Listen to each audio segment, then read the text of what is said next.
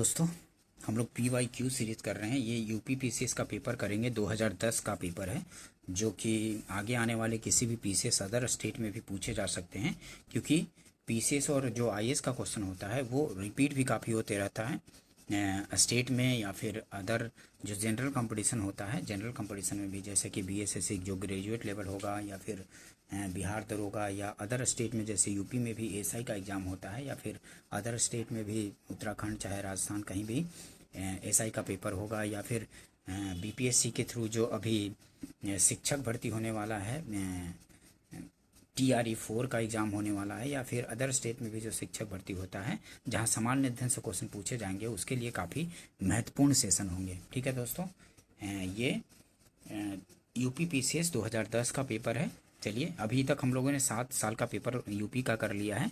ठीक है, वो प्लेलिस्ट में अवेलेबल है, उसको देख सकते हैं और अपनी तैयारी को बेहतर कर सकते हैं। बीपीएससी का भी पेपर लगभग 17 ईयर्स का, 16-17 साल का पेपर कंप्लीट है, जो कि अपलोड किया जा चुका है, उसको भी देख सकते हैं। क्योंकि बीपीएससी या यूपी पीसीएस इन सब का पेपर एक दूसरे का एक स्टेट में या फिर अदर स्टेट में भी पूछे ही जाते रहते हैं, तो इसको करना ज़रूरी है। और सेक्शन वाइज भी किया गया है, हिस्ट्री का किया गया है अलग से, ज्योग्राफी भी है, पॉलिटी, और साइंस में केमिस्ट्री का किया हुआ है, तो उसको भी देख सकते हैं। चलिए स्टार्ट करते हैं। कोपेनहेगन संग्रहालय की सामग्री से पाषाण, कांस्य और लौह युग का त्रियुगीय विभाजन किया था। किसने? तो थॉमसन ने किया था। ये आंसर हो जाएगा। कोपेनहेगन संग्रहालय की सामग्री से पाषाण, कांस्य और लौह युग का त्रियुगीय विभाजन किया था थॉमसन ने। ये आंसर हो जाएगा। नेक्स्ट क्वेश्चन देखते हैं। ऋग्वेद में निम्नांकित किन नदियों का उल्लेख अफगानिस्तान के साथ आर्यों के संबंध का सूचक है? तो कुंभा और क्रुमु जो है, ये जो है इसका संबंध है। सी आंसर हो जाएगा। ऋग्वेद में निम्नांकित किन नदियों का उल्लेख अफगानिस्तान के साथ आर्यों के संबंध का सूचक है? तो कुंभा और क्रुमु है। सी आंसर हो जाएगा। ध्यान रखेंगे इसको। ऋग्वेद में आर्यों के निवास स्थल के लिए सप्त सैंधव शब्द का प्रयोग किया गया है। ये हैं सिंधु, सुतुद्री, सतलज, विपाशा, ब्यास, परुशनी, रावी, वितस्ता, झेलम, अस्किनी, चेनाव। ऋग्वेद में करीब 25 नदियों का उल्लेख मिलता है, जिनमें अफगानिस्तान में बहने वाली नदियों में कुंभा, काबुल, सुवास्तु, स्वात, कुमु या कुर्रम तथा गोमती, गोमल प्रमुख थे। ठीक है, ध्यान रखेंगे। नेक्स्ट क्वेश्चन देखते हैं। प्राचीन श्रावस्ती का नगर विन्यास किस आकृति का है? तो प्राचीन श्रावस्ती का नगर विन्यास जो है अर्धचंद्राकार है। बी आंसर हो जाएगा। प्राचीन श्रावस्ती का नगर विन्यास किस आकृति का है? तो अर्धचंद्राकार है। बी आंसर होगा। नेक्स्ट क्वेश्चन देखते हैं।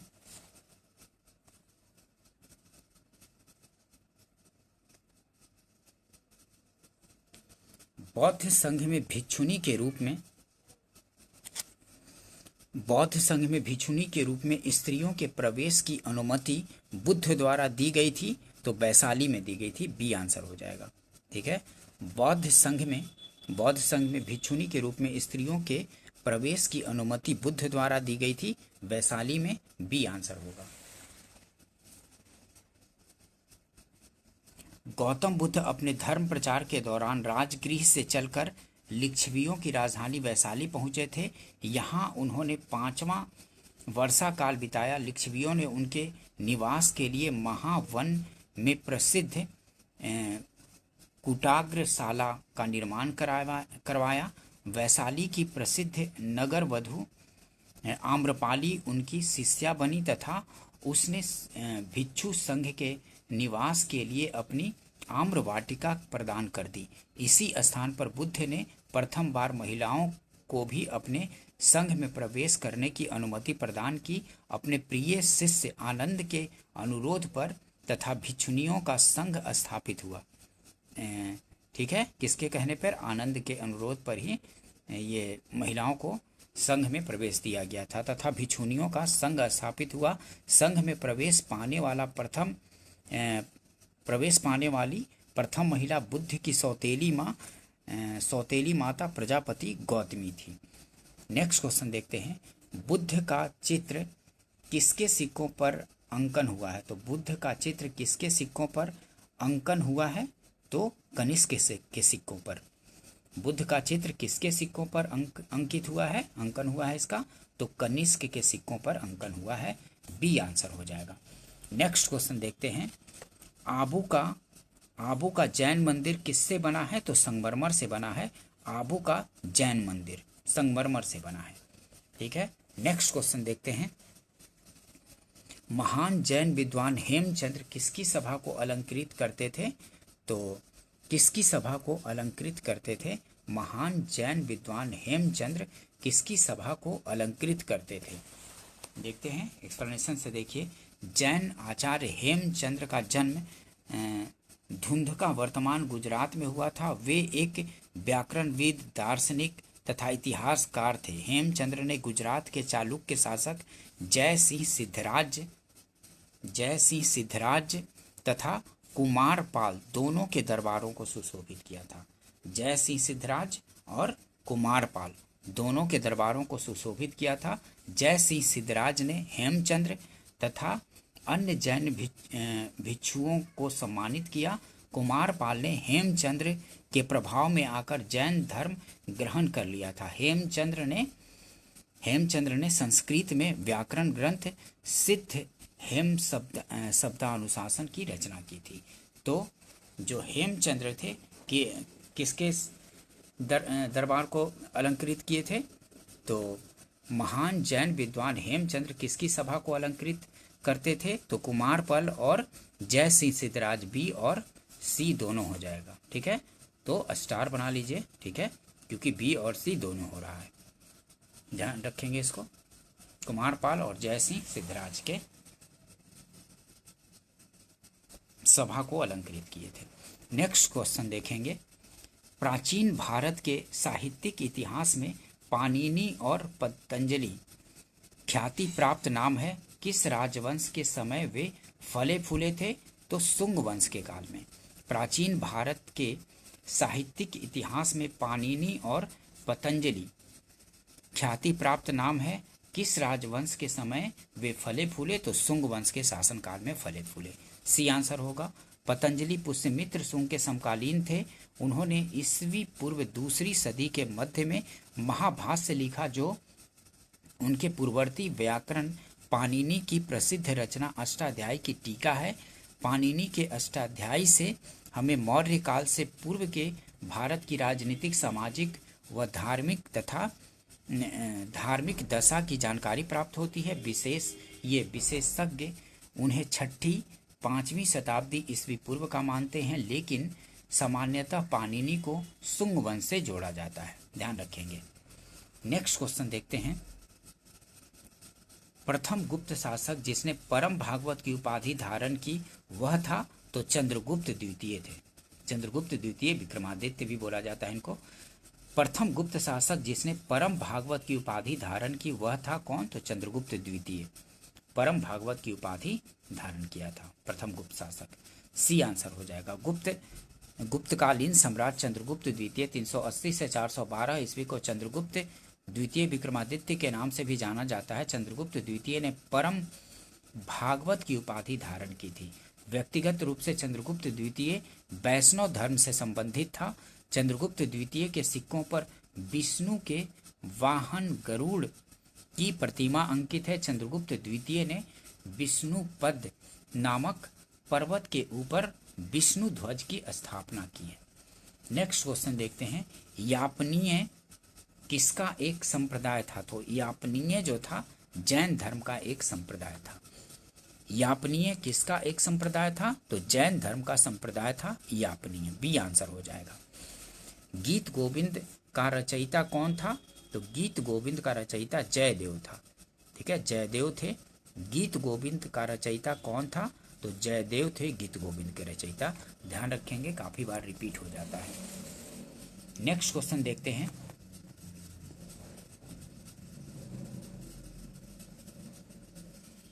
सही युग्म को चुनिए। इनमें से सही सुमेलित कौन है? तो खजुराहो चंदेल से संबंधित है। खजुराहो मंदिर जो है ये चंदेल से संबंधित है। डी आंसर हो जाएगा। ठीक है, खजुराहो के विश्वविख्यात मंदिर, देखिए एक्सप्लेनेशन देखिए। खजुराहो के विश्वविख्यात मंदिर का निर्माण चंदेल शासक धंगदेव ने करवाया था। खजुराहो के विश्वविख्यात मंदिर का निर्माण चंदेल शासक धंगदेव 950 से 1007 ईस्वी ने करवाया था। धंगदेव ने। एलोरा की कंदराएं राष्ट्रकूट शासकों ने बनवाई थी। एलोरा की कंदराएं राष्ट्रकूट शासकों ने बनवाई थी। महाबलीपुरम पल्लवकालीन है और महाबलीपुरम के रथ मंदिर का निर्माण पल्लव शासक नरसिंह वर्मन ने करवाया था। और मीनाक्षी मंदिर मदुरई में स्थित है और पांड्य शासकों ने इस मंदिर का निर्माण करवाया था। मीनाक्षी मंदिर जो है मदुरई में स्थित है और इसका पांड्य शासकों ने निर्माण करवाया था। नेक्स्ट क्वेश्चन देखते हैं। निम्नलिखित में से कौन शासक पृथ्वीराज चौहान के नाम से प्रसिद्ध है? तो पृथ्वीराज तृतीय जो है वही पृथ्वीराज चौहान के नाम से प्रसिद्ध है। ठीक है, काफी बार पूछ दिया जाता है कि निम्नलिखित में से कौन शासक पृथ्वीराज चौहान के नाम से प्रसिद्ध है? तो जो पृथ्वीराज तृतीय थे वही पृथ्वीराज चौहान के नाम से प्रसिद्ध है। पृथ्वीराज तृतीय 1178 ईस्वी में चौहान वंश का शासक बना, जो एक वीर एवं साहसी योद्धा योग्य सेनानायक था। कालांतर में वह पृथ्वीराज चौहान नाम से प्रसिद्ध हुआ। संयोगिता की रूमानी कथाओं से भी इनका संबंध रहा है। नेक्स्ट क्वेश्चन देखते हैं। चित्तौड़ का कीर्ति स्तंभ किसने बनवाया? तो चित्तौड़ का कीर्ति स्तंभ राणा कुंभा ने बनवाया था। ठीक है, ध्यान रखेंगे। चित्तौड़ का कीर्ति स्तंभ किसने बनवाया था? तो राणा कुंभा ने चित्तौड़ का कीर्ति स्तंभ बनवाया था। बी आंसर हो जाएगा। नेक्स्ट क्वेश्चन देखते हैं। भारत के किस मध्यकालीन शासक ने इक्ता व्यवस्था प्रारंभ की थी? तो वो था इल्तुतमिश। भारत के किस मध्यकालीन शासक ने इक्ता व्यवस्था प्रारंभ की थी? तो इल्तुतमिश ने किया था। ए आंसर हो जाएगा। काफी बार रिपीट होता है ये क्वेश्चन, ध्यान रखेंगे इसको।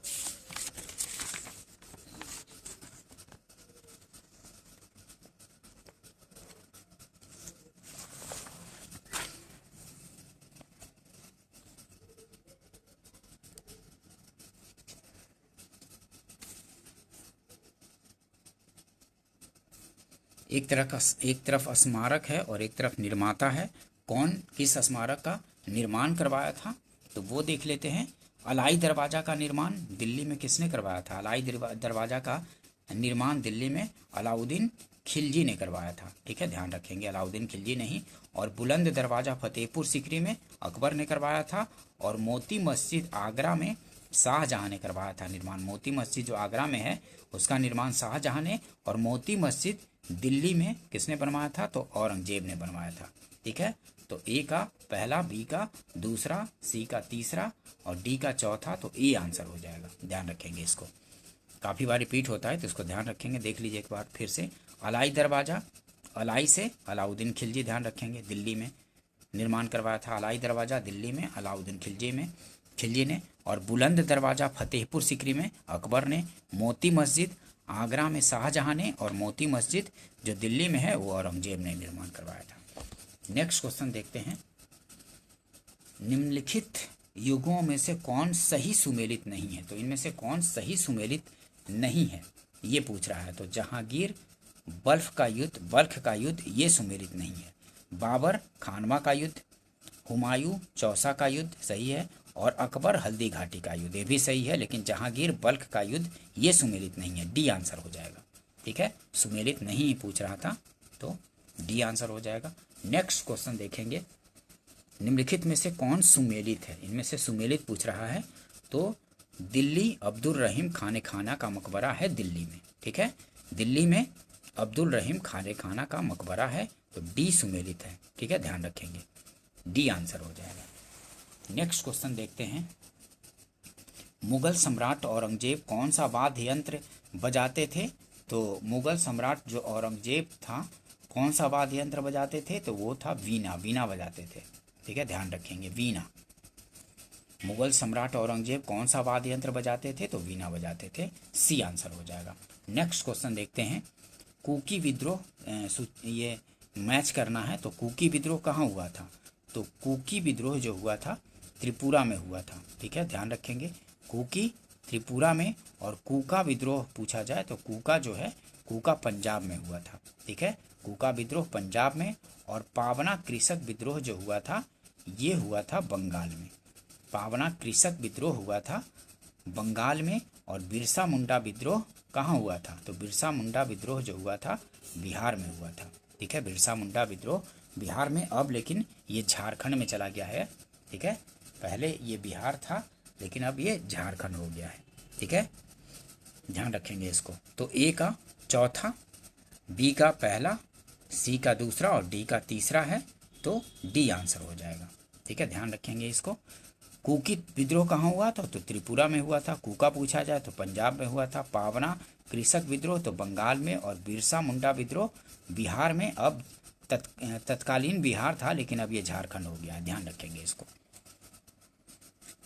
देखिए, पावना विद्रोह के मुख्य देखिए, पावना विद्रोह 1873, देखिए पूरा देख लेते हैं, पूरा एक्सप्लेनेशन, इससे और आसपास से क्वेश्चन पता चलेंगे। कुकी विद्रोह का संबंध त्रिपुरा से है। वर्तमान में कुकी जनजातियां भारत में मणिपुर, असम, नागालैंड, मेघालय, त्रिपुरा आदि राज्यों में पाई जाती है। कूका विद्रोह पंजाब में आरंभ हुआ था। 1863 ईस्वी में राम सिंह कूका के नेतृत्व में इस विद्रोह ने जोर पकड़ा था। पावना विद्रोह 1873 से 76 ईस्वी बंगाल में जमींदारों के शोषणकारी रवैये के विरुद्ध चला था। पावना विद्रोह का मुख्य नेता ईशान चंद्र राय, केशव चंद्र राय तथा शंभुनाथ पाल थे। बिरसा मुंडा विद्रोह छोटा नागपुर वर्तमान झारखंड में स्थित पूर्व में बिहार में था के क्षेत्र में हुआ था। बिरसा मुंडा विद्रोह उलगुलान विद्रोह महान हलचल के रूप में भी जाना जाता है। ठीक है, ध्यान रखेंगे इसको। नेक्स्ट क्वेश्चन देखेंगे दोस्तों, काफ़ी इंपॉर्टेंट सेशन है दोस्तों। अगर सेशन पसंद आ रहा हो तो इसको लाइक कर दीजिए और अपने फ्रेंड सर्किल में शेयर भी कर दीजिए, और चैनल को सब्सक्राइब भी कर लीजिए ताकि इस तरह का इंपॉर्टेंट वीडियो आप लोग को मिलता रहे और आपकी तैयारी बेहतर होते रहे। ठीक है दोस्तों, चलिए आगे बढ़ते हैं। मंगल पांडे कहाँ के विप्लव से जुड़े थे? तो कहाँ के? तो बैरकपुर के विप्लव से जुड़े थे। ठीक है, मंगल पांडे कहाँ के विप्लव से जुड़े थे? तो बैरकपुर के विप्लव से जुड़े थे। ये आंसर हो जाएगा। देखिए एक प्रश्न देखिए, 29 मार्च 1857 को चर्बी लगे कारतूस के प्रयोग का विरोध 34वीं रेजिमेंट बैरकपुर के सैनिक मंगल पांडे ने किया था तथा विद्रोह की शुरुआत कर दी। 8 अप्रैल 1857 ईस्वी को सैन्य अदालत के निर्णय के बाद मंगल पांडे को फांसी की सजा दी गई या तोप से उड़ाया गया था। ठीक है, नेक्स्ट क्वेश्चन देखते हैं। भारतीय स्वाधीनता आंदोलन का सरकारी इतिहासकार कौन था? तो भारतीय स्वाधीनता आंदोलन का सरकारी इतिहासकार था एसएन सेन। ध्यान रखेंगे, भारतीय स्वाधीनता आंदोलन का सरकारी इतिहासकार था एसएन सेन थे। डी आंसर हो जाएगा। सरकारी इतिहासकार भारतीय स्वाधीनता आंदोलन के एसएन सेन। भारतीय स्वाधीनता आंदोलन के सरकारी इतिहासकार एसएन सेन थे।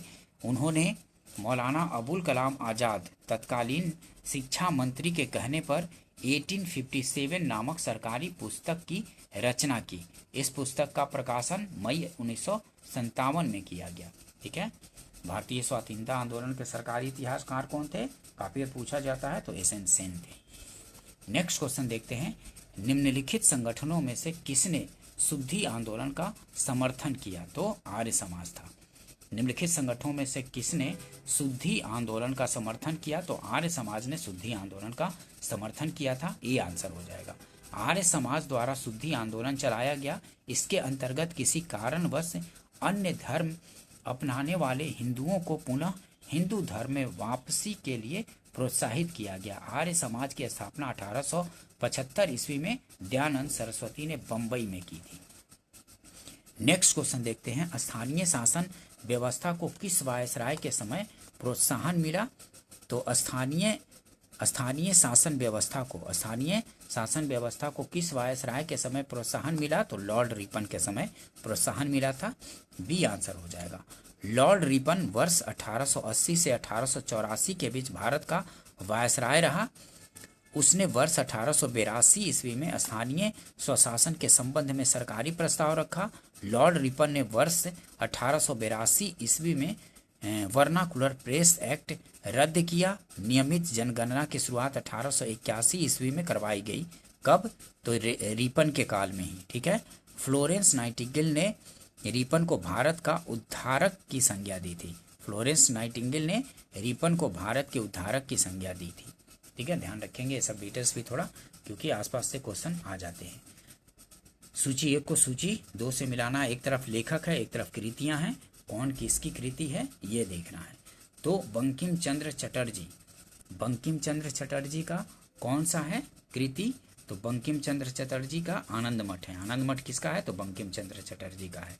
और माइकल मधुसूदन दास का कैप्टिव लेडी है। कैप्टिव लेडी कृति किसकी है? तो माइकल मधुसूदन दास की है। और गोरा किसका है? तो गोरा जो है रविंद्रनाथ टैगोर की कृति है। और द ब्रोकन विंग किसकी है? तो सरोजिनी नायडू की है द ब्रोकन विंग।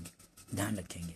ठीक है, the broken wing Sarojini Naidu की। आनंद मठ तो आपको पता है कि बंकिम चंद्र चटर्जी की है। और captive lady Michael Madhusudan Dutt की है। और गोरा रविंद्रनाथ टैगोर की है।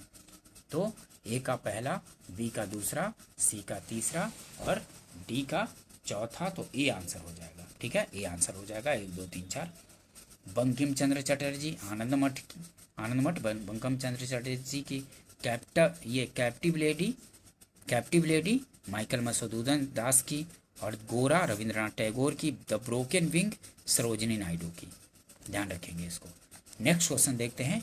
निम्नलिखित में से कौन होम रूल आंदोलन से नहीं जुड़ा था? ये पूछ रहा है कि होम रूल आंदोलन से नहीं जुड़ा था। तो CR दास, चित्तरंजन दास जो थे होम रूल आंदोलन से नहीं जुड़े थे। S Subramaniam Iyer, Annie Besant, Bal Gangadhar तिलक, BG तिलक, ये सब तो जुड़े हुए थे होम रूल आंदोलन से, लेकिन CR दास नहीं जुड़े हुए थे। ये आंसर हो जाएगा। ध्यान रखेंगे इसको। देखिए एक्सप्लेनेशन देख लीजिए। आयरलैंड की तर्ज पर बाल गंगाधर तिलक एवं एनी बेसेंट ने भारत में होम रूल लीग की स्थापना की। वर्ष 1917 में होम रूल लीग से संबंधित नेताओं में Annie Besant, George Arundale, BP Wadia को गिरफ्तार कर लिया। इसके विरोध में सुब्रमण्यम अय्यर ने सर की उपाधि वापस कर दी। ठीक है। CR दास होम रूल आंदोलन से नहीं जुड़े थे, वे स्वराज दल से जुड़े थे। ठीक है, ध्यान रखेंगे इसको। नेक्स्ट क्वेश्चन देखते हैं। निम्नलिखित में से किस आंदोलन में महात्मा गांधी ने पहली बार भूख हड़ताल का प्रयोग हथियार के रूप में किया था? तो अहमदाबाद की हड़ताल के दौरान किया था भूख हड़ताल पहली बार। ठीक है, काफी बार पूछा जाता है कि निम्नलिखित में से किस आंदोलन में महात्मा गांधी ने पहली बार भूख हड़ताल का प्रयोग हथियार के रूप में किया था? तो अहमदाबाद की हड़ताल के समय किया था। सी आंसर हो जाएगा। देखिए एक्सप्लेनेशन देख लेते हैं। महात्मा गांधी जी ने अहमदाबाद में मिल मालिकों और मजदूरों में प्लेग के बोनस विवाद को लेकर हस्तक्षेप किया। गांधी जी ने मजदूरों को हड़ताल पर जाने तथा 35% बोनस की मांग करने को कहा, जबकि मिल मालिक मजदूरों को केवल 20% बोनस देने के लिए राजी थे। गांधी जी ने मजदूरों को सलाह दी कि ये शांतिपूर्ण एवं अहिंसक ढंग से अपनी हड़ताल जारी रखें। गांधी जी ने मजदूरों के समर्थन में भूख हड़ताल प्रारंभ करने का फैसला किया। अम्बालाल साराभाई की बहन अनुसुईया बेन ने इस संघर्ष में गांधी जी को सक्रिय योगदान प्रदान किया। गांधी जी के अनशन पर बैठने से मजबूर होकर मिल मालिक समझौता करने को तैयार हो गए। ठीक है, ध्यान रखेंगे। नेक्स्ट क्वेश्चन देखते हैं। निम्नलिखित में से किसने कहा था विदेशी वस्त्रों की बर्बादी ही उसके साथ सर्वोत्तम व्यवहार है? तो वो महात्मा गांधी कहे थे। बी आंसर हो जाएगा। निम्नलिखित में से किसने कहा था विदेशी वस्त्रों की बर्बादी ही उसके साथ सर्वोत्तम व्यवहार है? तो महात्मा गांधी ने कहा था विदेशी वस्त्रों की बर्बादी ही उनके साथ सर्वोत्तम व्यवहार है। यह कथन महात्मा गांधी का है। ठीक है, ध्यान रखेंगे इसको। नेक्स्ट क्वेश्चन देखते हैं।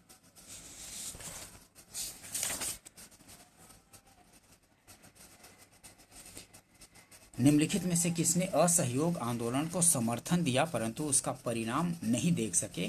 तो वो थे बाल गंगाधर तिलक। ठीक है, निम्नलिखित में से किसने असहयोग आंदोलन को समर्थन दिया परंतु उसका परिणाम नहीं देख सके थे? तो बाल गंगाधर तिलक नहीं देख सके थे।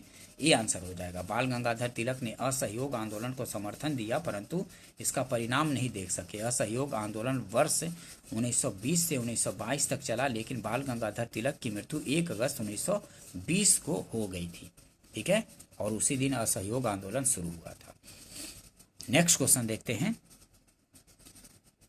कांग्रेस ने साइमन आयोग का बहिष्कार किया था। कांग्रेस ने साइमन आयोग का बहिष्कार किया था, बिल्कुल किया था, पहला सही हो गया। और कारण, साइमन आयोग में एक भी सदस्य भारतीय नहीं थे। साइमन आयोग में एक भी भारतीय नहीं थे, इसी वजह से ही बहिष्कार किया गया था। तो ए और आर दोनों सही है और आर ए की सही व्याख्या भी करता है। ठीक है, तो ए आंसर हो जाएगा। कांग्रेस ने साइमन आयोग का बहिष्कार किया था, बिल्कुल सही है, और साइमन आयोग में एक भी सदस्य भारतीय नहीं था। तो ए और आर दोनों सही है और आर ए की सही व्याख्या करता है। ठीक है, ध्यान रखेंगे दोस्तों। अगर सेशन पसंद आया हो तो इसको लाइक कीजिए, शेयर कीजिए फ्रेंड सर्किल में, और सब्सक्राइब भी चैनल को कर लीजिए ताकि आपको इस तरह का इंपॉर्टेंट वीडियो मिलते रहे और आपकी तैयारी बेहतर होती चले। ठीक है, क्योंकि आईएएस और पीसीएस का जो पेपर होता है उससे रिपीट भी होता रहता है। अदर स्टेट में भी, चाहे राजस्थान हो, एमपी हो, उत्तराखंड हो, बिहार हो, या फिर शिक्षक का जो एग्ज़ाम होने वाला है उन सब में भी पूछे जाएंगे। ठीक है दोस्तों, या एईडीओ का भी पेपर होने वाला है, उसके लिए भी इम्पोर्टेंट है। ठीक है दोस्तों, मिलते हैं नेक्स्ट वीडियो में। वीडियो देखने के लिए थैंक यू दोस्तों।